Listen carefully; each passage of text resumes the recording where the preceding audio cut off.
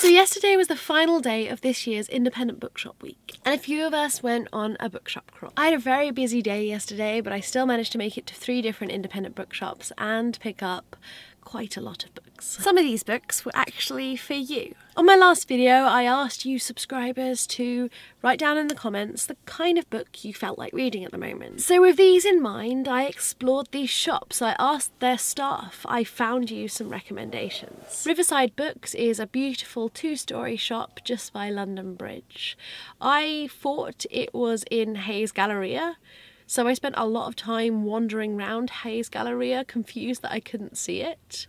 It turned out it had moved 6 months ago just to outside Hayes Galleria, which was why I couldn't find it for a very, very long time. When I did finally find it, I was very impressed. It is a beautiful shop with some great displays and amazing recommendations. Indira A said she loved historical novels. So I went for Buffalo Soldier by Tanya Landman. I haven't actually read this myself yet, but I love stories about young girls dressing up as boys and sneaking off to go to war. Also, it just won the Carnegie Award, and when I was at Walker Books about 2 weeks ago, everyone who worked there, who publishes this, was going absolutely mental about it. I can only expect good things, and I hope you like it, Indira. In Riverside Books, I also bought a book for me, because how could I resist a new China Weevil? I didn't actually know this book existed, let alone was out yet, so it being on a beautiful display when I walked into this shop was fantastic for me. This is clearly why we still need bookshops, because I wouldn't have known this book was happening were it not for their display. In Riverside Books, I didn't just get the book I bought for myself or the book that I bought for someone else, I bought a book by someone else for me. And that is a David Mitchell, The Thousand Autumns of Jacob de Zoe. Again, I hope I've pronounced that right. My friend who I was travelling around with is obsessed with this book and demanded that I read it, so much so that they bought it for me then and there.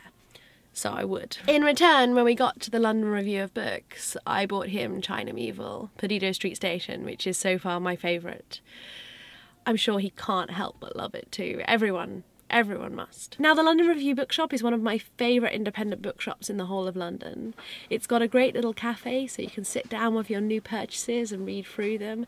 It's a beautiful shop, probably with a more literary leaning. I wouldn't really recommend it as the place to go for YA, but if you want weird books, if you want something that you don't necessarily know what it is yet, they're great at recommending, they're great at finding you something you didn't know existed.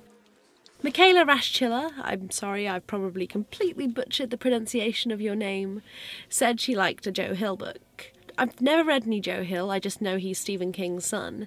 So I asked the staff at the London Review of Books if they could recommend me something for someone who liked Joe Hill. They went with Nick Harkaway. I read the back of this one, Angel Maker, and its inclusion of 1950s doomsday devices and its main character being a retired 90-year-old female spy.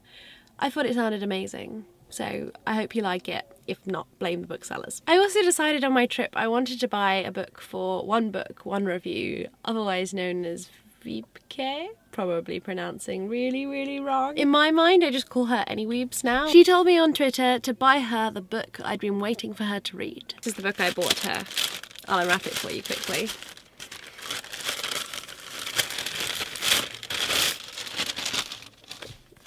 This is a book by Karen Russell, and I actually haven't read this one, but I really, really, really wanted her to read a Karen Russell. Last year I read St. Lucy's Home for Girls Raised by Wolves, which was a collection of very weird short stories, but amazing ones. I hope these are as good. I'll post that to you soon. The final bookshop I made it to was Bookmarks, which is the socialist, left-wing, queer bookshop.